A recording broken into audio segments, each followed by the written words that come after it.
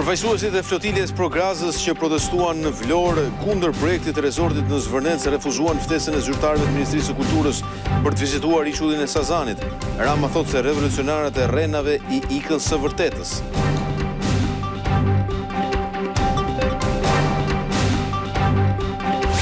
Kreu i opozitës Sali Berisha e quan të turpshëm reagimin e kryeministrit Edi Rama dhe ministrisë së jashtme për incidentin me himnin shqiptar në Pustec. Berisha tha se shtatori do të jetë muaji i protestave të mëdha të rrëzimit të kësaj qeverie.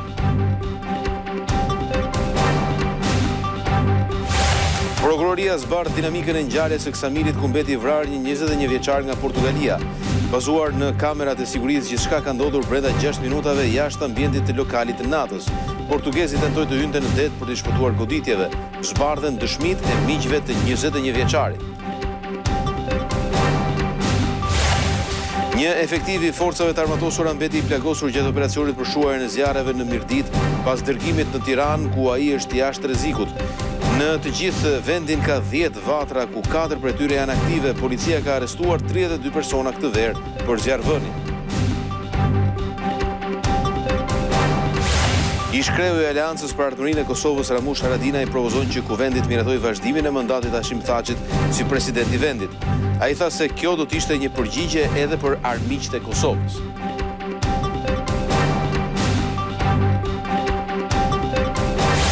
Një gjykatë federale në New York shfuqizon vendimin e administratës Trump për pezullimin e vizave për 75 vende ku mes tyre përfshihen Shqipëria dhe Kosova. Gjykata argumenton se urdhri binte ndesh me ligjin dhe te i kalonte kompetencat e dash.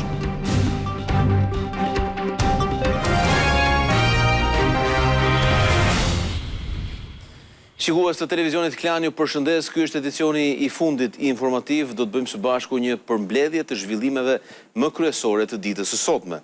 Përfaqësuesit e flotiljes Pro-Gazës që mbërritën një ditë më parë në Vlorë për të protestuar kundër projektit të resortit në Zvërnec kanë refuzuar ftesën e zyrtarëve të Ministrisë së Kulturës për të vizituar ishullin e Sazanit. Kryeministri Rama tha se revolucionarët e rrenave i ikën së vërtetës teksa çoroditën botën me marrëzinë e tyre. Buongiorno. Benvenuti. Delegacioni Global Sumut Flotilja që mbriti në portin e Vlorës të premten për të mbështetur protestën e flamingove dhe për të mbrojtur ishullin e Sazanit nga investimi Jared Kushnerit është pritur nga përfaqësues të Ministrisë Kulturës dhe Turizmit sapo kanë shkelur në tokën shqiptare. Kryeministri postoi një video ku zëvendës ministra e Turizmit dhe drejtori i Agjencisë Kombëtare të Turizmit i presin në port dhe i ftojnë të vizitojnë së bashku Sazanin për të cilin kanë ardhur në Shqipëri për ta mbrojtur. Por siç pohon dhe drejtoria e re e agjencisë Jola Hysaj, ata e kanë refuzuar këtë ftesë. U pritën me respekt dhe me gatishmëri të plotë institucionale. U ofruam gjithashtu t'i shoqëronin për të vizituar Sazanin, ishullin për të cilin kishin dhënë tashmë një verdikt shumë të rëndë, duke arritur deri aty sa ta krahasonin me Gazën. Nuk deshën. Për abin ton na thanë se kishin ndryshuar mendje dhe nuk shkuan në Sazan, po shkojmë t'i bashkohemi revolucionit në Tiranë. Vetë kryeministri i quan ata revolucionarët e rrenave.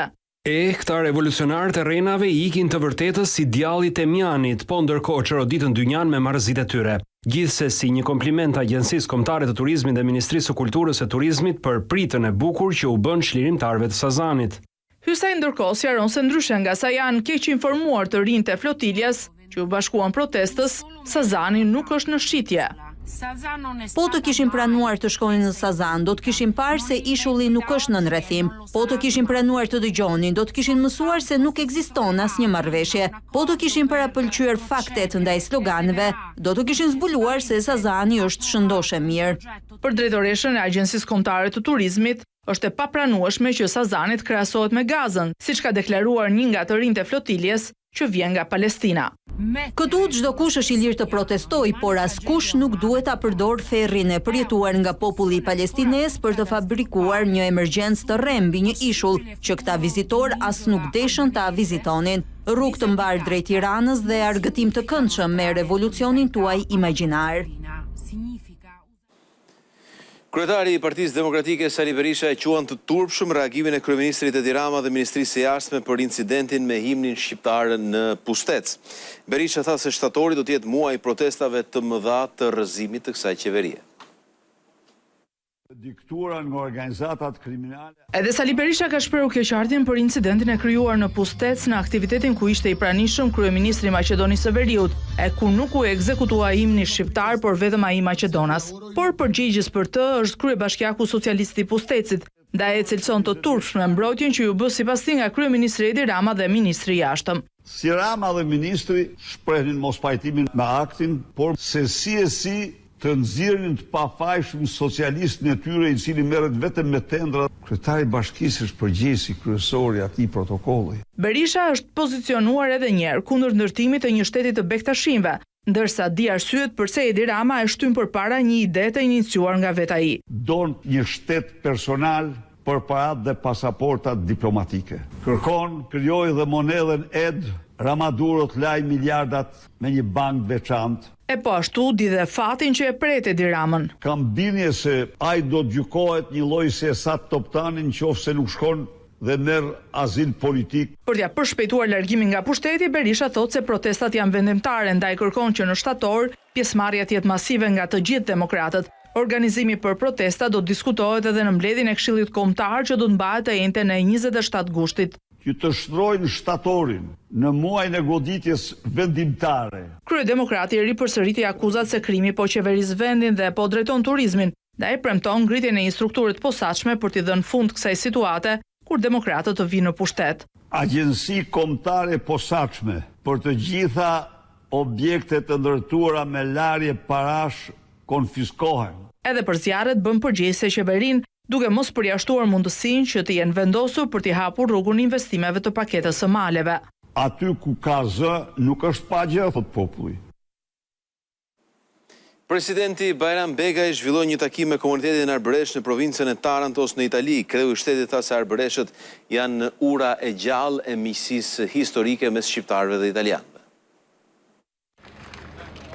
Vizita e presidentit Bajram Begaj në komunitetin arbëresh të San Maranzo di San Giuseppe nisi me nderimin e herojit kombëtar Gjergj Kastrioti Skënderbeu. Në fjalën e tij, presidenti Begaj vlerësoi mënyrën se si arbëreshët kanë ruajtur për 5 shekuj gjuhën, besimin, zakonet dhe kujtesën, duke u integruar njëkohësisht në shoqërinë italiane. Ruajtët gjuhën arbëreshe kur ajo nuk mësohej në shkolla. Ruajtët zakonet kur rrethanat ndryshonin. Kreu i shtetit u ndal veçanërisht e ruajtja e gjuhës arbëreshe dhe përcjellja e saj te brezat e rinj. Kjo është përgjegjësia jonë, përgjegjësia që duhet marrim së bashku. Jo vetëm të nderojmë atë që arbëreshët kanë ruajtur për shekuj, por të krijojmë kushtet edhe sot që kjo pasuri të vazhdojë të jetojë, të njihet dhe të frymëzojë. Në fund, presidenti apeloi për një angazhim të përbashkët të Shqipërisë, Kosovës, institucioneve, universiteteve dhe diasporës për të mbrojtur këtë trashëgimi dhe për ta bërë gjuhën e kulturën arbëreshe pjesë të së ardhmes.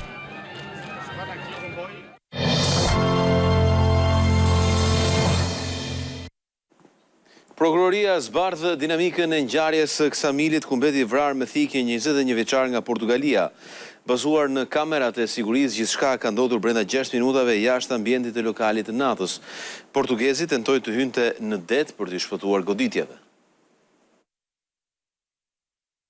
Ishte ora 5:14 e mëngjesit ku 21 vjeçari Luis Miguel Varela Mandes bashkë me miqtë e tij lanë ambientet e klubit të natës dhe qëndruan në bregdet pranë shezlongëve. Prokuroria e Sarandës ka dokumentuar çdo lëvizje para dhe pas vrasjes përmes kamerave të sigurisë që mbulonin vendin e ngjarjes. Një minutë pasi i riu u vra bashkë me miqt dalin jashtë, pamjet tregojnë se nga ana e parkingut pranë tyre afrohen të akuzuarit për vrasje në bashkëpunim, David Gjana dhe Sokrat Vata. Ky i fundit i veshur me bluzë të bardhë. Në këto momente, Vata shihet në pamje që shtyhet me një person tjetër dhe më pas ndjek një nga turistët në drejtim të shezlongëve. Në pamjet e administruara nga prokuroria, 29 vjeçari duket që e shtyn atë me trup dhe rrezon. Kur është ora 5:17 afrohet 21 vjeçari që mbeti viktim për të ndihmuar mikun e tij dhe e shtyn Sokrat Vatën. Në ndihmë të këtij të fundit vjen David Gjana. Ata godasin të riun i cili duke u përpjekur të shpëtojë hyn në det dhe del prej andej në orën 5:18 dhe duket i gjakosur. 2 minuta më pas kamerat kapin vatën dhe gjanën teksa largohen të dy me rroba të gjakosura. Për ngjarjen përballëtuesve shqiptar kanë dhënë shpjegime e miqtë të riut, teksa rrëfejnë me detaje ngjarjen. Ata thonë se shkak për konfliktin u bë zhurma. Unë i them që nuk jam unë personi që bërtisja dhe ishin të tjerë, por ky person më ofendoi nga nëna dhe i them që pse ze nënën time në gojë, nuk zura në gojë nënën tënde. Në këtë moment ai më kapi për fytyrë dhe më goditi me kokë në fytyrë. Dhe unë i përgjigja duke e goditur. Unë më pas kam rënë në shezllon dhe ai po vazhdonte të më godiste. Aty erdhën edhe disa persona të tjerë dhe po na godisnin, dhe shokët e mi u futën në konflikt. Luis Migueli u fut për të ndaluar ata që më godisnin. Përpjekjet e një prej miqve për të frenuar gjakderdhjen nuk arritën të shpëtojnë të riun.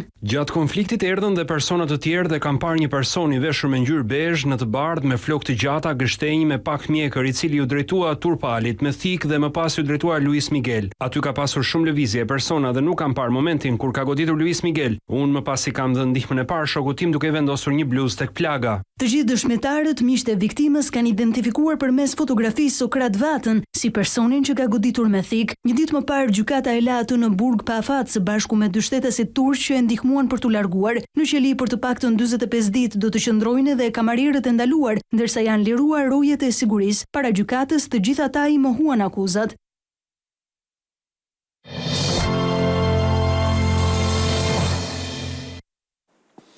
Një efektiv i forcave të armatosura mbeti i plagosur gjatë operacionit për shuarjen e zjarreve në Mirdit. Ministria e Mbrojtjes thotë se ka një përmirësim të situatës nga zjarret dhe se në gjithë vendin ka vetëm 4 vatra aktive. Ky është momenti kur efektivi i forcave të armatosura dërgohet i plagosur me helikopter drejt Tiranës. 25 vjeçari Andrea Kaçi u plagos gjatë operacionit për shuarjen e zjarreve në Mirdit, teksa po furnizonte me ujë një automjet zjarfikës. Aksidenti teknik ndodhi nga presioni i ujit që shkaktoi shkëputjen e tubit me diametër 120 mm, ku pjesa metalike e goditi ushtarin e forcave të armatosura.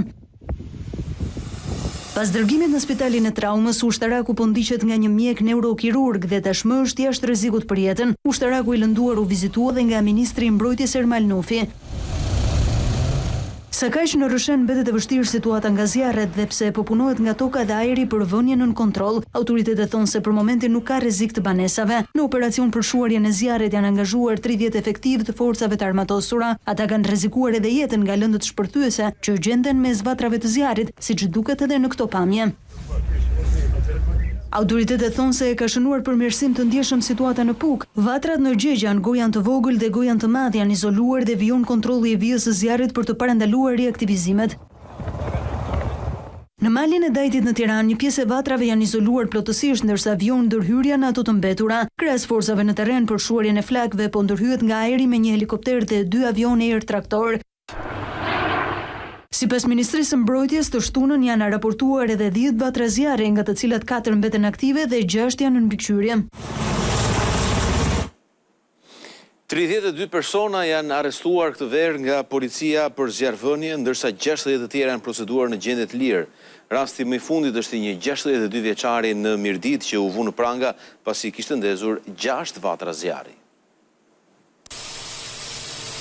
Një 62 vjeçar identifikuar si Anton Deda u arrestua nga policia e Mirditës për zjarrvënie të qëllimshme. Siç duket edhe në këto pamje të filmuara me drona, ai u fiksua sapo kishte ndezur një vatër zjarri në fshatin Raja e Valës. Hetimet zbuluan se në ditët e mëparshme 62 vjeçari kishte ndezur edhe 5 vatra të tjera. Nga këto zjarre janë përfshirë nga flakët një sipërfaqe prej rreth 15 hektarësh, për të cilën po punohet për vënien nën kontroll të tij. Deda, sipas policisë, ka precedent të mëparshëm penal për zjarrvënie të qëllimshme. Por ai nuk është i vetmi. Gjatë muajve të verës, policia ka vënë në pranga 32 persona për zjarrvënie të qëllimshme, shkatrim të pyjeve apo pronës me zjarr. Sipas së dhënave zyrtare, 60 të tjerë janë proceduar në gjendje të lirë. Kodi penal parashikon dëshkime të rënda për zjarrvënien, kur ajo shkakton pasoja të rënda për pronën, shëndetin ose jetën e njerëzve. Dënohet me burgim nga 10 deri në 20 vjet.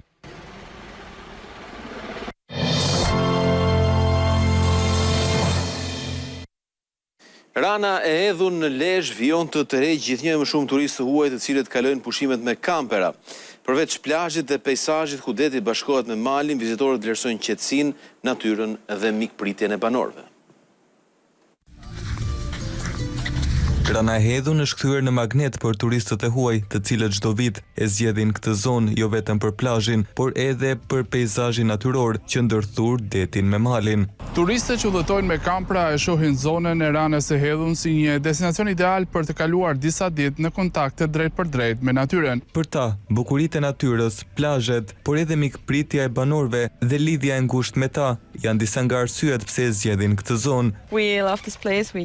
Vim këtu që nga viti 2021, që nga ajo kohë vim çdo vit, madje këtë vit është hera e dytë që jemi në këtë zonë. Më duket si shtëpia ime, kjo për shkak edhe të mikpritjes që gjejmë këtu çdo herë që vim. E kemi zgjedhur këtë vend sepse nuk e kemi shumë larg. Këtu kanë ardhur edhe shumë miq të tjerë gjerman. Na pëlqen shumë deti, natyra. Këtu afër janë edhe malet, është shumë bukur. Këtu kemi të gjitha kushtet për qëndruar me kampera. Na pëlqen shumë ky vend. Jemi nga Austria, gjithçka është shumë bukur, deti edhe natyra. Rana e Hedhun prej vitesh është një prej pikave kryesore turistike në Bregdetin e Lezhës.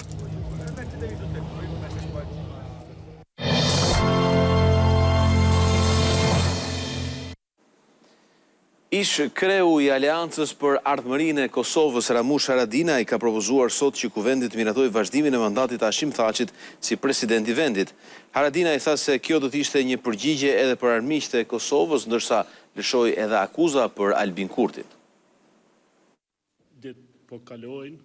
Ish kryetari i Aleancës për Ardhmërinë e Kosovës Ramush Haradinaj ka bërë një propozim ndryshe nga ata që janë dhënë deri më tani për emrin që duhet të ulet në postin e presidentit të vendit. Në një konferencë të posaçme për mediat, Haradinaj tha se është në nderin e kësaj legjislature dhe të çdo legjislature të kuvendit që t'i vazhdohet mandati ish presidentit Hashim Thaçi. Kjo sipas tij edhe si një përgjigje për armiqtë e Kosovës. T'ja vazhdojmë mandatin presidentit Thaçi. Atij është marrë mandati, ka një ndërhyrje ligjore dhe me kthimin e tij është nderin tonë, si shqiptar, si kom, jo për shkak ndonjë afërsie partijaka politike, po për shkak një kundërpërgjigje të armiqve të Kosovës që kur nuk flajnë, që t'ja vazhdojmë mandatin. Haradinaj bëri akuzat forta ndaj Albin Kurtit duke deklaruar se ai po mban peng Kosovën.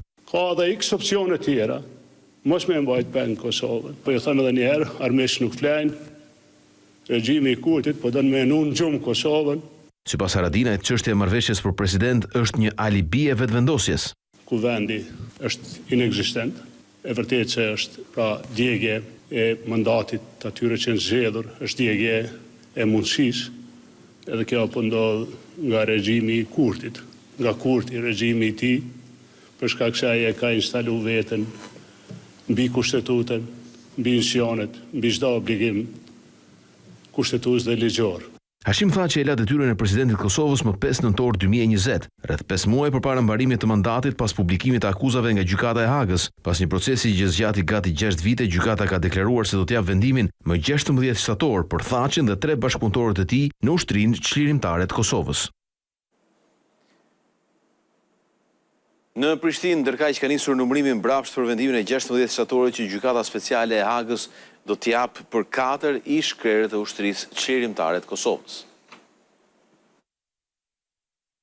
Që nga ky moment e në gjithë Kosovën do të ecin minutat mbrapsht për 16 shtatorin. Me këtë gest simbolik në Prishtinë ka nisur numërimi mbrapsht për vendimin e 16 shtatorit në gjykatën speciale të Hagës për 4 ish-krerët e UÇK-s. Me shtypjen e butonit një nismë platformës Liria ka emër ishin të pranishëm edhe Ares Selimi, djali i Recep Selimit, dhe Altin Krasniqi, djali i Jakub Krasniqit. Ne po shpresojmë që me 16 shtator ora e mbrapsht do të fillojë marr, sepse kjo shoqëni ka nevojë për orët e bardha. Ndërsa kryetari i Partisë Demokratike të Kosovës Bedri Hamza tha se vendi nuk do t'i harrojë ata që luftuan për liri. Nuk harron kush luftoi. Nuk harron kush sakrifikoi. Nuk harron kush negocoi në Rambuje. Nuk harron kush e siguroi ndërhyrjen e NATO-s. Nuk harron kush e bëri Kosovën të lirë, të pavarur dhe të integruar në botë.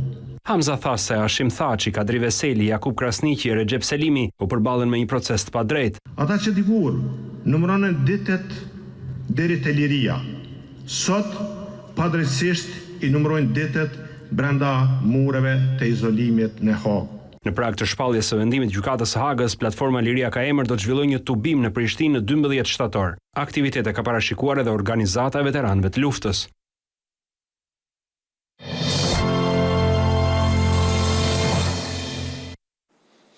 Një gjykatë federale në New York shfuqizon vendimin e administratës Trump për pezullimin e vizave për 75 shtete, ndër të cilët edhe Shqipëria dhe Kosova. Gjykata argumentoi se urdhri binte ndesh me ligjin dhe tejkalonte kompetencat e Dash. Një gjykatë federale në New York ka rrëzuar politikën e administratës Trump që pezullonte për punimin e vizave emigruese për shtetasit e 75 vendeve, mes tyre Shqipëria dhe Kosova. Vendimi është marrë nga gjyqtare federale Janet Vergas, e emëruar nga ish-presidenti Joe Biden, e cila e cilësoi politikën në kundërshtim me ligjin dhe si tejkalim të autoritetit administratës. Dash shtrëngoi rregullat rreth emigrantëve potencial që mund të bëheshin barë publike. Duke u mbështetur në të dhënat e Këshillit Ekonomik, Departamenti i Shtetit tha se më shumë se 30% e familjeve me emigrantë nga këto vende morën një formë të ndihmës publike. Sipas gjykatës, sekretari amerikan i Shtetit Marco Rubio nuk kishte autoritetin të urdhëronte në mënyrë kategorike pezullimin e vizave vetëm mbi bazën e kombësisë së aplikantëve. Vergas argumentoi se vendimarrja për vizat e takon zyrtarëve e konsullorëve, të cilët duhet të shqyrtojnë individualisht nëse një aplikant plotëson kriteret e përcaktuara nga ligji amerikan. Politika e administratës Trump ishte kundërshtuar në gjykat nga 2 organizata jofitimprurse dhe 11 individ, disa prej të cilëve kishin familjar me viza të refuzuara, ndërsa të tjerë kishin paraqitur kërkesa për viza të bazuara në punësim. Departamenti Amerikan i Shtetit deklaroi se nuk do të komentojë mbi çështje gjyqësore në pritje, por mbrojti politikën e administratës për shqyrtimin e rreptë të aplikantëve.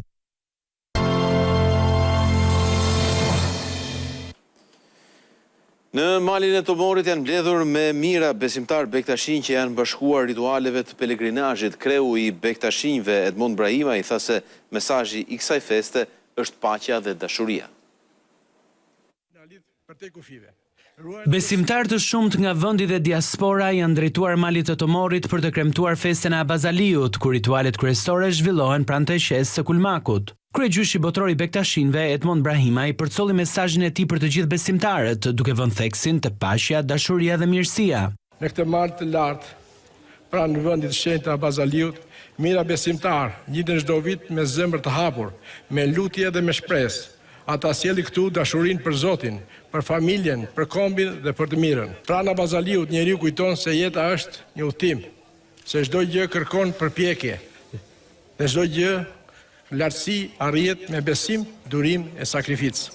Pelegrinazhi në malin e Tomorit zgjat deri më 25 gusht dhe përbën një nga ngjarjet më të rëndësishme të kalendarit shpirtëror bektashian, ku çdo vit mblidhen qindra mijëra besimtarë dhe vizitorë.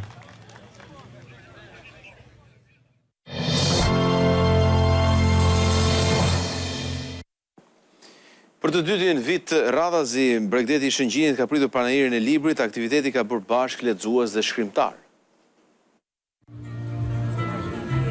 Bregdeti i Shëngjinit nuk është vetëm një destinacion për pushime, ai është kthyer edhe në një hapësirë për librin dhe letërsinë. Për të dytin vit është organizuar panajiri i librit, edhe ky edicion bëri bashkë shkrimtar, poet, botues e lexues. Tema e këtij viti ishte letërsia për te kufive, ndaj për lexuesit erdhi krijimtaria e autorëve që shkruajnë jashtë vendit. Pjesë e panajirit u bën edhe emra të njohur të letërsisë shqiptare, si Preç Zogaj, Mimoza Ahmeti apo Rita Petro. Ka një ofertë shumë pasur për turistët që vinë këtu, qoftë nga Kosova, qoftë nga vendet e tjera të Evropës, dhe kësaj pakete gjithnjë nuk them si shtohet, por e stolisë, do thoshe unë edhe oferta letrare, kulturore. Kryetari i bashkisë Pierin Dreu e cilësoi panajirin e librit si një aktivitet që u jep mundësi pushuesve në Shëngjin të përjetojnë një eksperiencë ndryshe. Ky event do ndjek rrugën e vet të përvitshme, duke e dizenjuar akoma më mirë dhe duke i shput pak pushuesit nga gjithë bukuritë natyrore që ka Lezhë. Panajiri i librit në Shëngjin u organizua nga Bashkia e Lezhës dhe Klubi i Letrave Ndoc Gjetja. Porto Palermo Festival dhuroi një mbrëmje të veçantë në sheshin e Imarës duke tërhequr turistë, vendas dhe të huaj. Festivali doli jashtë mureve të Kalas Ali Pashës për të shkuar edhe më pranë publikut.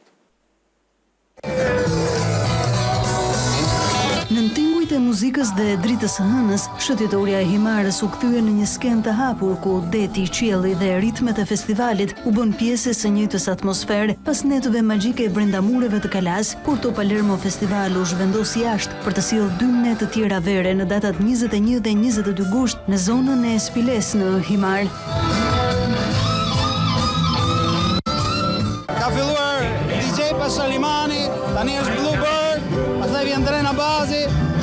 Kuba, Shama Milan, pastaj nga Taiwan DJ, Unicorn. Kjo është nata e parë, nesër kemi një tjetër, i marrësh International. Plot me njerëz nga gjithë bota, më në fund. Në natën e parë, muzika, deti dhe atmosfera e qytetit bregdetar mblodhen së bashku turistët vendas dhe të huaj, të cilët ju bashkuan festës në qiellin e hapur.